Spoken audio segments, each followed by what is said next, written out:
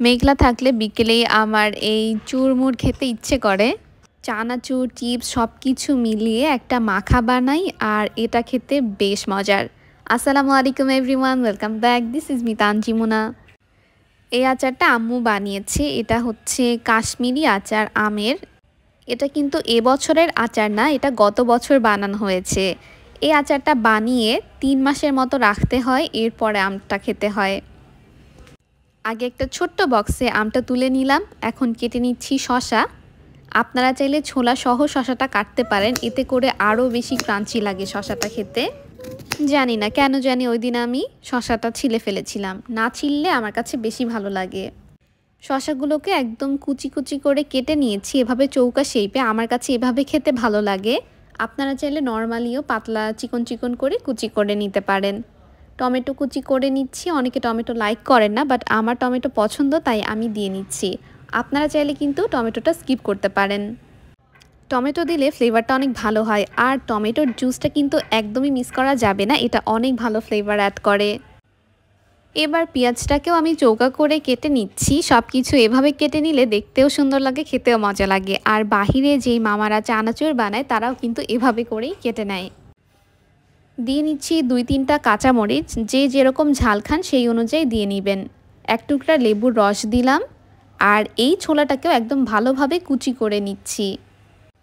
লেবুর ছোলা দিলে ফ্লেভারটা এত বেশি ভালো আসে। এবার এর মধ্যে দিচ্ছি আম। যেহেতু আমি আগেই লেবু দিয়েছি, তাই খুব একটা আম দিচ্ছি না। আর নর্মাল সরিষার তেল ইউজ করার বদলে যদি এই আমের তেলটা ইউজ করা যায় তাহলে ফ্লেভারটা আরও অনেক মজা হয়।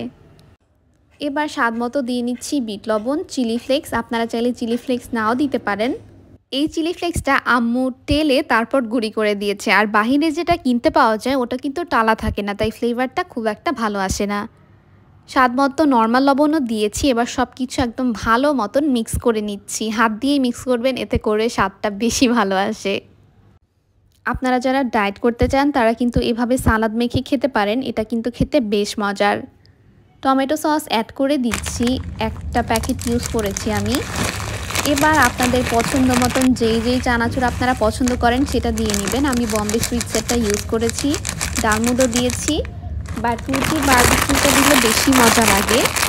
আমার পছন্দের একটা চিপস নিয়ে নিচ্ছি, আলু জেটটা নিয়েছি, এটাকেও আমি একটু ক্রাশ করে দিয়ে নিচ্ছি।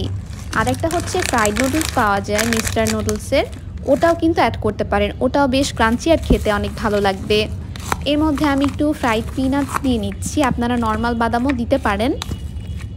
ব্যাস, এই তো সব কিছু একসাথে মিক্স করে নিলাম। আর এটা খেতে এত মজা লাগছিল।